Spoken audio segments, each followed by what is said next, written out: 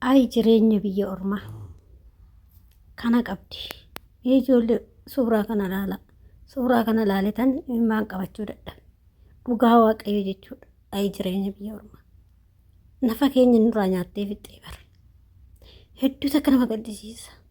Ashamaa akkam jirtu hordoftoota kabajamtoota chaanaala kootii kan biyya keessaa kan biyya alaa bakka jirtanitti nageenya waaqayyo isin haa baay'atu. Akkam jirtu ana buleettiin keessan nagaa guutuun qaba. Galata waaqayyo isin jedhaa sinsa akka nagaa naa taatan abdii guutuun qabachaa. Egaa hordoftoota kiyya warroonni chaanaala kiyyaaf immoo haarawaa taatan sabskiraaybii sheerii laayikii gochuudhaaniin nu bukkee dhaabbadhaa warri dhaabbachaa jirtan galatooma alfaadhaa isin jedha. Mee hanga dhumaatti dhaggeeffadhaa viidiyoo kana isin fayyada dheetanani. Innaa wanti biyya ormaa nu godhaa jiru hunduma keenya jechuudha. Egaa obboleettii keenya kan akkuma agartani suuraa jalqaba irratti viidiyoo xiqqoodha waan ta'eef sagalee irraa balleesse. Innaa obboleettiin keenya tokko akkuma anaa akkuma siit biyya ormaa kana keessatti nan dalagadha jettee baatee raawwatte. Dhukkubaan qabamtee raawwatte immoo dhukkubni keessatti biyya ormaa keessatti akkana ishii godhe jechuudha. Baay'ee nama gaddisiisa. Hin nyaannan tuni nama nyaatti. Dhugaa waaqaa jechuudha. Hin nyaannan tun nama nyaatti. Har'a obboleettiin keenya kunis akkuma nuyi akkuma sii nan hojjedha jettee baatee raawwatteet wanta kana keessa wanta kana taatee jechuudha. Yeroo duraa isheen akkas jirti. Yeroo ammaa akkam jirti. Yeroo biyya jirtu akkas jirti. Yeroo biyya ormaa immoo akkas jirti. Dhugaa hedduu nama gaddisiisa jechuudha. Ay jireenya lafa tanaatis keessattuu immoo jireenyi biyya ormaa baay'ee bu'aa bahii qabdi. Dhugaa obboloota koo nuti waa hunda hin beekne malee biyya ormaatuun baay'ee nu miidhaa jirti. Baay'ee nu miidhaa jirti. Hedduu nu miidhe jechuudha. Nuti garuu ofirratti hin beeknu qarshuma laallaa qarshuma argannu tana laalla jechuudha malee akka dadhabbii keenya laalaa hin jiru jechuudha. Baay'ee ulfaataadha jireenyi biyya ormaa. Bu'aa bahii hedduu qabasi. Akkasuma nafa namaa nyaatti, qaama namaa nyaatti fixxi, umrii namaa fixxi. Dhugaa rabbii jechuudha. Birrii tanaa jennee waan nuti hin taane hin jiru jechuudha. Keessattuu ijoolleen biyya ormaa jirru kun jechuudha. Qarshiif jecha bifa keenya daa'imummaatti hidhamnee jechuudha.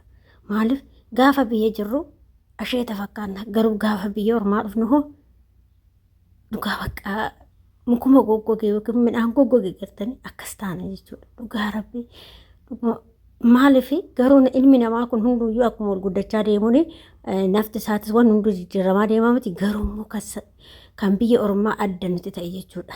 Nuti ijoollee shamarran biyya ormaa jirru adda nuti ta'e. Sababiin isaas sa'aatii 24 boqonnaa hin qabnu yaada malee hin yaadna. Yaadni keenya sammuu guutamee jira. Sa'aatii hirribni keenyaa xiqqoodha. Guyyaa takka firii taane jennee sammuu keenya firii goonee hin beeknu. Erga guyyaa biyyaa baanete jechuudha. Hojjechuu baqa kana yoo fixxe kanas eeggata kana yoo fixxe kanas eeggata sammuun kee guyyaa takka firii ta'e hin beeku. Biyya ormaa kana keessatti jechuudha. Takkaa sammuun keenya firii ta'e hin beeku. Galgala sin hojjenna ganameen hojjenna guyyaa hojjechaa xoolla. Baqa hirribni keenya xiqqishoodha. Kanaan duubattuu sammuun keenya baqa huma yaadaa oola. Kana yoo fixxe kanatu naafa jenneetuma yaadaa oola jechuudha. Kanaaf sammuun keenya biizii ta'aa oola jechuudha guyyaa guutuu. Akkasitti olii gaxalaxalamaa oola jechuudha. Guyyaa takka nuyi boqonnaa takka hin qabnu ijoollee shamarran biyya ormaa jechuudha. Waaqayyo umrii keessa isiniif haa dheeressu. Dhugaa waaqayyo jechuudha. Odoo ormii walirraa liqeeffatanii ijoollee biyya alaa kanaa kennanii namaa kennanii dhugaa rabbii ijoollee biyya alaa jechuun ofii ishiitii nafa ishii fixxee ofii ishiitii qaama ishii fixxee bifa ishii fixxee umrii ishii fixxee namoota biraadhaaf taate jechuudha. Hundumti keenya akkasuma namoota biroodhaaf taana. Garuu boo waan carraa keenyas kana godheefi hundumaafuu waa waaqayyo nu godhe immoo amiin jenna. Maaliif biddeen keessa yookiin kanaa nyaattan nuun jedhesi waan ta'eef hunduma isaa danda'udha. Dandeettii isaa waaqayyo ammallee nuuf haa kennu. Nagaan biyya keenyatti nu haa galchu. Obsuu nama barbaachisaa. Biyya ormaa biyyuma ormaati. Biyyuma teenya jaalatti isa wayyi. Maaliif bishaan illee gaafa dhugdee jiraattu akka buulee bultee bishaan dhugdee jiraattu qaama keetitti sii goraa bara. Baqa hirriibuma ta'e gahaa yoo rafteeyyuu qaama keetiif baay'ee barbaachisaadha.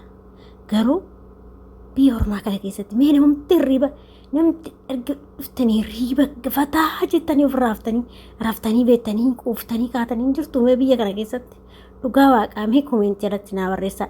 Namumti ani dhufeetuman fataa jedhee akka maatii keenya biraatitti fataa jedhee rafee ka'ee warri jettani koomeentii irratti naa barreessaa dhugaa waaqaa jechuudha. Ani gara kiyyaani guyyaa takka jechuudha. guyyaa takka of gatee rafee hin beeku. Guyyaa takka jechuudha. Maaliif sagalan baannana sa'aatiin sun irra dabartee hin jedhaa. Tuummoo amma sa'aatii kana daa'iman qabaa. Daa'ima kana gizee meeqan baannana arriba keessa dhugaa baqa yeroo hedduun baannanee aannan kennaaf. Yeroo hedduun baannanee ka'ee daabbaree shiqayyaraaf. Yeroo hedduun ka'a jechuudha baqa. Yeroo hedduun ka'a. Gin immoo yeroo kanaayyuu miti yeruma daa'imtiin jirra saniyyuu dhugaa siniin jedhu obboloota koo waan baay'eedha wanti nu taane gahaan kuni daashamaadhaa hin baata jenneetuma baanneetuma gadi hin baafannu obsina malee wanni hunda isaatu hin beekna hundumti ijoolleen biyya ormaa jiru jechuudha. Amma mee raftanii yoo akkana hin baannan tanii yoo jettani ifade sa'aatiin irra darbeettanii moobaayilii namni ilaaltanii jirtani hin jirtu baay'inaan jechuudha. Hundi keenyayyuu alarmii irra godhannee rafna hin beektani. Maaliif quufnee wakkan kaane yeroo sani ka'uus baattu irriba kee quufuus baattu dirqama waan ta'eef kun kaata sa'aatii sanitti jechuudha. Sa'aatii rafama malee nu akka keenya zalaaqee rafuusuun hin jiru jechuudha. Amma halkan kana gizee san yeroo daa'imtiin jirre kana meeqan baannana seetanii bakka yeroo 2 yeroo 3 nan baannana. Maaliif seetanii sa'aatii laalladha. Sa'aatii naa darbeen jedha. Nan ka'amu nan baannan sa'aatii sun yoo xiqqoo immoo ganaa taate gaddeebi'ee rafna.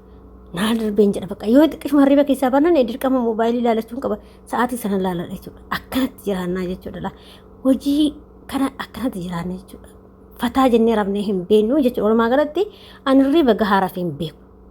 Akkuma isin jedha. Takkaa hirriba gahaa rafee hin beeku. Takkaa biyya kana keessatti hirriba gahaa of gateetuma rafee akka biyya yeroon biyya jiruu sanitti rafee hin beeku jechuudha. Akka biyya ormaa kana bahe. Dhugaa isinitti baane takkaa jechuudha. Maaliifii nan baannanaa sa'aatiin laalladha dabartiin jedha. Mana namaati kaa hin beektanii mana namaa gaafa jirtu waan isheen nu gootu jechuudha. Hundi biseentii keessanuu yookiin akkuma kiyyaa kana ta'uu dandeessu kan firii taatanii immoo raftanis jiraachuu danda'a. Dhugaa dubbachuuf jechuudha. Inna kan akkanatti jirraa kan akkanattu nu miidhaa jira jechuudha. Garuu gaafa biyya kee taatu sa'aatii barbaadde raftee sa'aatii barbaadde kaate sa'aatii barbaadde hojjette sa'aatii barbaadde dhiiste jechuudha. Kun immoo jireenyi biyya ormaa akkasii miti jechuudha. Wanta hundaa sa'aatiidhaan hojjettaa. Hirribni kee sa'aatii qaba. Sa'aatii ganaa hin raftaa sa'aatii ganaa kanaa haatitu hojjettaa jechuudha. Innaa kan akkanatu qaama keenya nyaatee jira. Kana dhuffannee jirra. Garaa keessatti waan baay'ee dhuffannee jirra jechuudha. Garuu ol baafannee ni mannu malee waan baay'eetu jira jechuudha. Kan himte ani baasitu himni waan baay'eetu jira jechuudha. Garuu hundumaayyuu immoo obsinee dabarsinaa. Namni obsu immoo gaariidha. Boru wayiitti baanu jennee obsinee dabarsinaa jechuudha. Kanaafi obboloota koo hundumti keessaniyyuu waaqayyo bakka jirtan isin wajjin haa ta'u obsaa ammallee durallee obsitanii jirtanii obsaati nagaa biyya keenyatti gallee bakka bishaan qorraa yoo gaafa dhugduyyuu nafa keetti si goraa bara bishaan biyya keenyaa kuni gaafa qorraa kana dhugu nafatti dassi jedha. Garuu kan biyya ormaa akkasii miti jechuudha. Nafatti si oo'a. Oduma qorraa nan dhugeetti nu nafatti si oo'a jechuudha. Innaa kana fakkaata obboloota koo kanaafi obsuu qabna. Maalfan kana isinii kaasee beektani waan obboleettiin keenya irraan taatee jirtu jechuudha. Yeroo duraa akkana jirti. Yeroo biyyaa baatu asheetuma fakkaatti. Yeroo immoo amma biyya ormaa dhuftee akkana jirti jechuudha. Yaa jireenya addunyaa tana yaa rabbii dhugaa waaqayyo fatanaa hedduu qabdi. Qormaata hedduu qabdi jechuudha. Jireenyi biyya lafaa qormaata qabdi dhugaa rabbii. Innaa hundumaaf immoo namni qormaata keessa darbe waan gaariitti ba'a waan ta'eef qoramuuni wayitti ba'uudhaaf waan ta'eef obsinee darbuu qabnaa. Jabaadhaa isiniin jechuun barbaada. Abdii hin kutinaayi. Namni abdii kute gaarii miti. Waan hundumarrattu jechuudha. An akkas ta'e anamma akkas ta'e dadhabee hojjechuu akkas jennee abdii of kutuu osoo hin taane waan dandeenyu tokko irratti immoo tattaafannee hojjechuu qabnaa jechuudha. Walumaa galatti baqa.